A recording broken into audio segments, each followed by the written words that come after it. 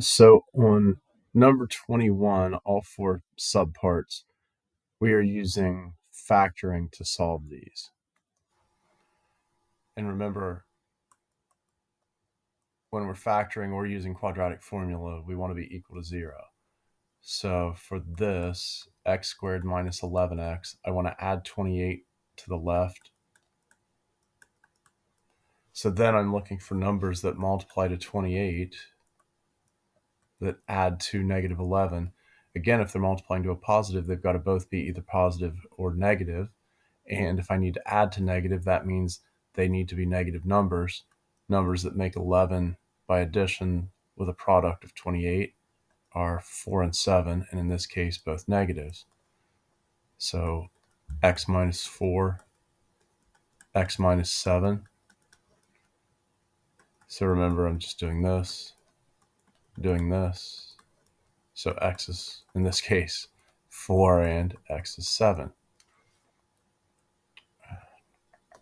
Jumping to letter D, I want to be equal to 0, but hey, make sure when you bring this 2x across, it is not the third term, it is the second term, because we need to stay in standard form, x squared, x, and then number. So I'd have this. Numbers that multiply to negative 8 that add to negative 2 are plus 2 and minus 4. So my answers then are negative 2 or 4.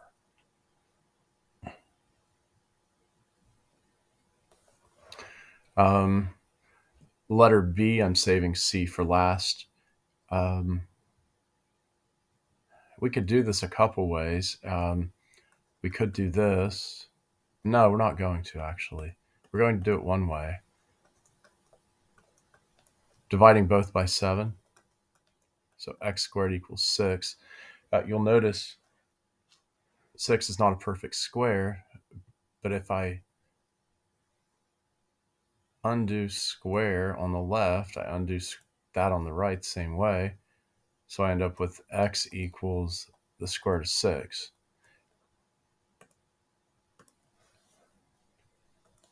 Remember, though,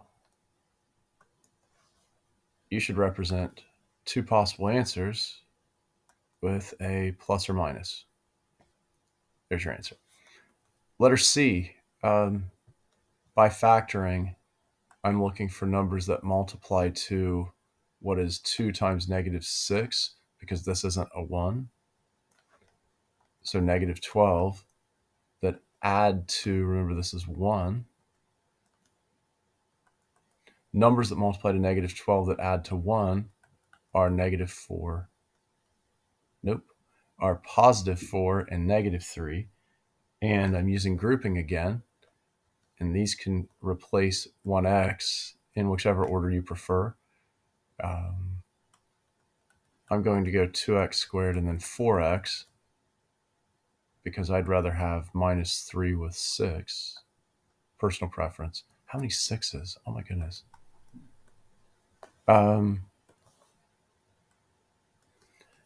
By grouping, so split down the middle, take out what you can from both. Out of 2 and 4, I can take 2. Out of x squared and x, I can take x, leaving x plus 2. Out of the next 2, bring this negative, and I can take 3 out of 3 and 6. When I divide both of these by negative 3, I'm left with x plus 2. So regrouping, I'd have x plus 2, and then I'd have 2x minus 3. So solving each of these, x plus 2 would equal 0, so negative 2. 2x minus 3 equals 0 would give me 2x equals 3, which would give me x equals 3 over 2, or 1.5 if you'd like. So in this case, my two answers are 3 halves and negative 2. Quadratic formula on number 22. X equals opposite b plus or minus the square root of b squared minus 4ac all over 2a, where a is 5, b is negative 7, c is negative 12. and x is our variable, so it makes sense to say x equals. Opposite b, so b is negative 7, so 7.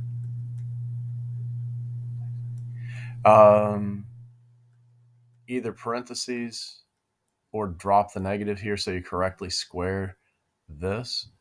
Minus 4 times a times c, all over 2a. So 7 plus or minus what amounts to be the square root of 289, which is conveniently 17, all over 10. So you get 7 plus or minus 17 over 10. Remember how to do that. This is two problems in one. So 7 plus 17 over 10 and 7 minus 17 over 10. So you get 24 tenths. You get negative 10 tenths. So negative 1, or let's call it 2.4. That's easy. Those are your two answers. 23 doesn't need a lot of space. Friendly reminder that the square root of negative 1 is I. So in this case, the square root of negative 1 is I. The square root of 121 is 11. So your answer is just 11i. The end behavior of the graph on number 24. Technical things. Your leading coefficient is negative. Your degree is even. You have a graphing calculator of that. These two together, an even degree means both ends either go both up or both down. And since the leading coefficient is negative, down, down. Just like a negative parabola would go, down, down. On 25, I'm going to use synthetic division. So start with this. If x plus 2 is 0, that's this part. X is negative 2. I show this a little bit differently than what you may have seen. My coefficients 4, negative 2, negative 1, don't forget, and negative 6.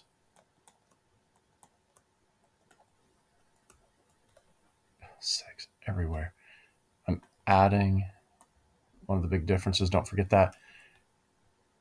4 plus 0 is 4. This number multiplies what's up there. So negative 2 times 4 is negative 8. I add these two to make negative 10. And then I multiply by what's back up there again. Negative 2 times negative 10 is 20. 20 minus 1 is 19. 19 times negative 2 is negative 38. Add negative 44.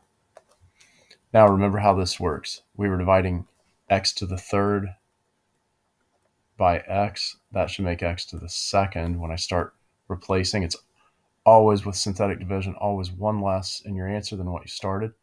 So 4x squared minus 10x, positive 19, and then you can say plus negative 44 over what you divided by originally, which was x plus 2.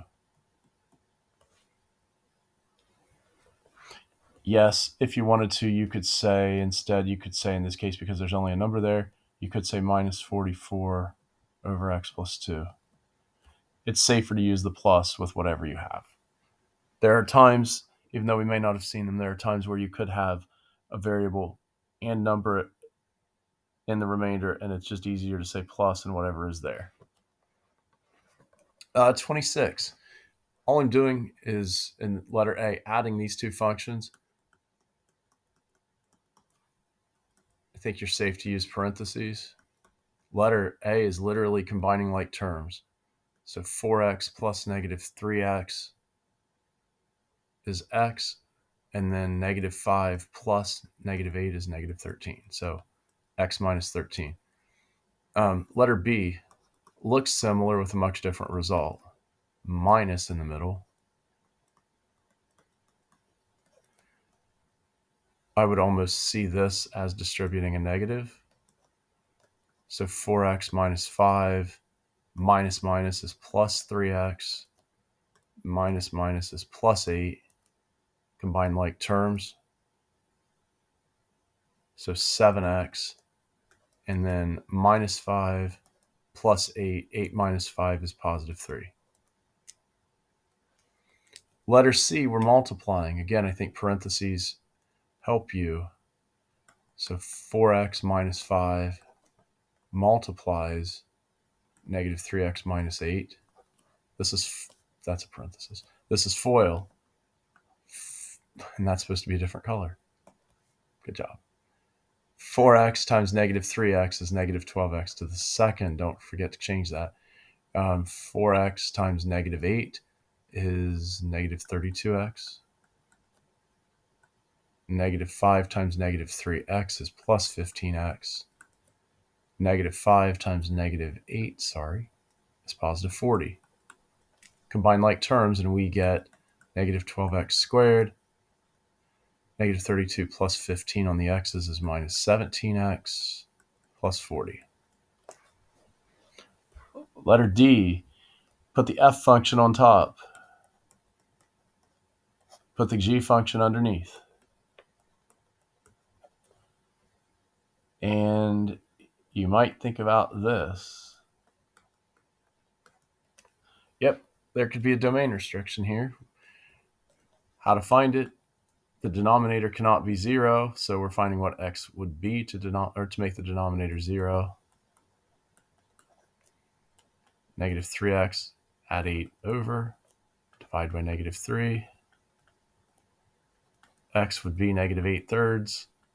So in the big picture, it cannot be negative 8/3.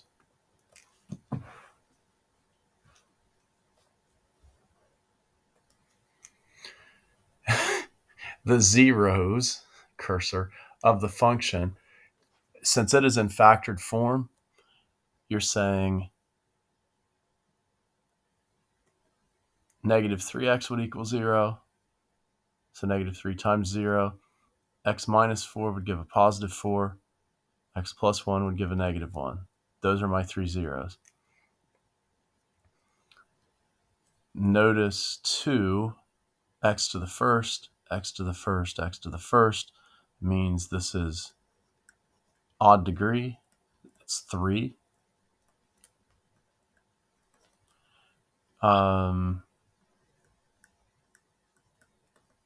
Negative leading coefficient.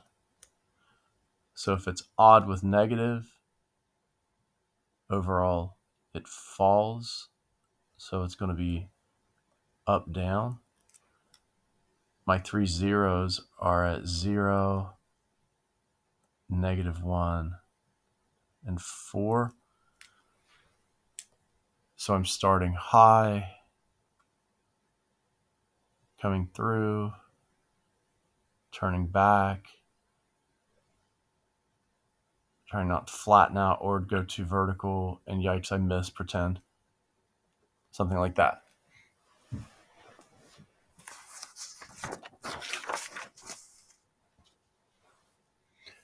(28), the zeros of the function. 2x would give me 0.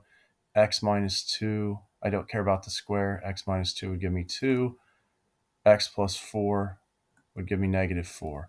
Now, you'll notice, back on 27, this was first powers. All of these were crosses. This is a first power, x to the 1. This is a cross. This is a second power, evens bounce, like little parabolas. Odd there, so cross. My degree, 1, 2, 3, 4.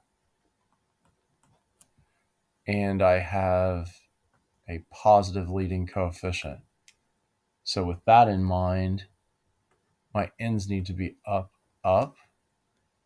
So there's a spot at 0, a spot at 2, 2, 3, 4. see, so I'm up, so I'm going to come through there.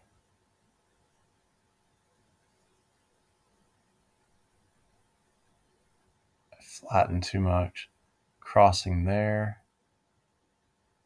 and I'm bouncing there. Something like that.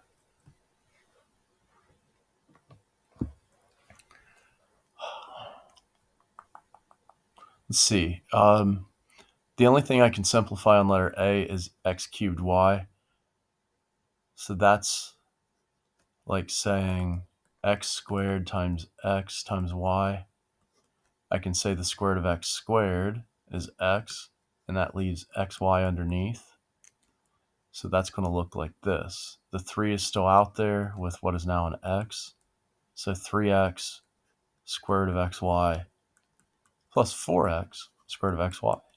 So these are now like terms. 3x plus 4x just makes 7x times the square root of xy. On letter B, I have the fifth root, so I can't do anything with the first part.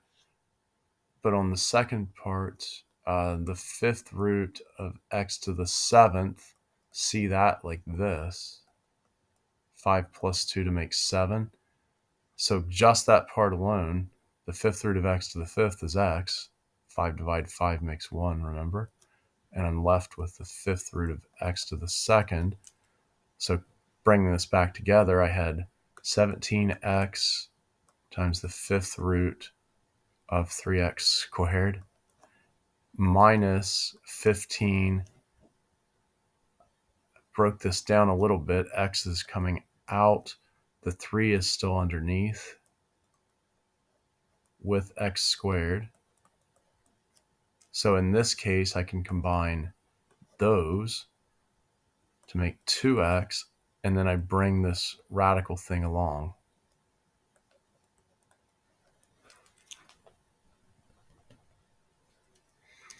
On letter C, these are squares. So I can look at 12 as the square root of 4 times 3. I can look at 20 as the square root of 4 times 5. So the first part will become negative 3 times, I know the square root of 4 is 2. I don't know the square root of 3. It's awesome 3. Nothing changed in the middle. And then I know the square root of 4 is 2.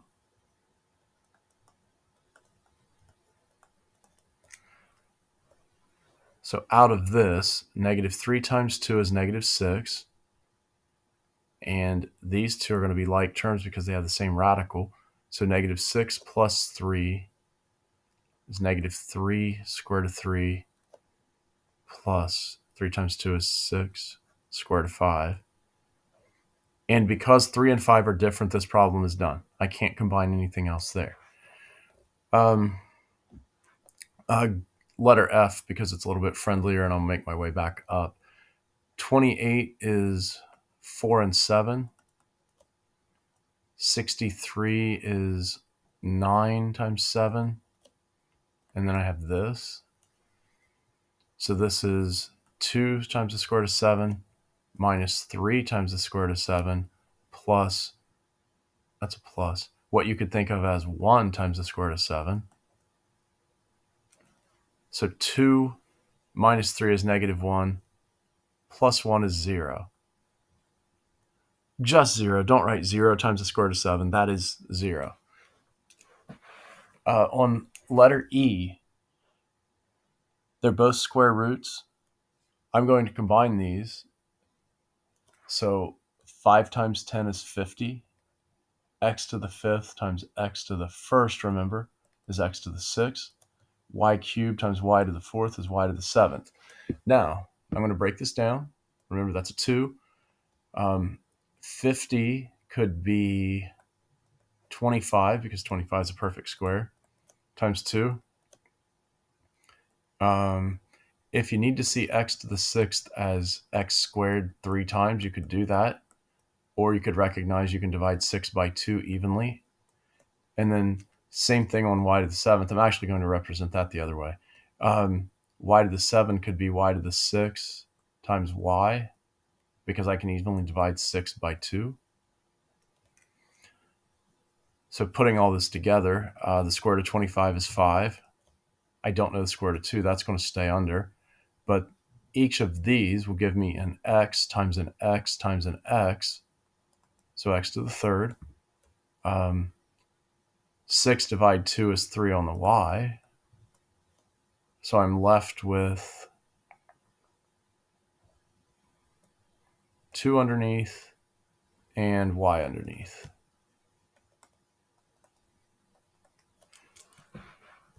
Now on letter D at the top, since we're taking cube roots, cubes are 8, 27, 64, 125.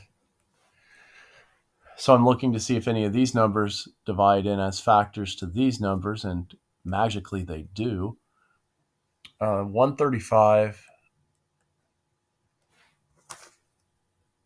is 27. 40 has 8 as a factor.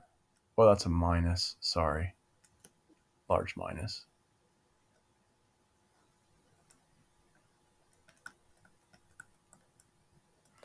And that is just what it is. Can't do anything with that. So I know the cube root of 27 is 3. So that becomes 3 times the cube root of 5x squared. The cube root of 8 is 2 times the cube root of 5x squared. And then this, if it makes you more comfortable, think of it as 1 times the cube root of 5x squared. Since they are all cube roots of 5x squared, they're all like terms. So I can say 3 minus 2 is 1. 1 plus 1 is 2. So my final answer is this. That. And that concludes page 6.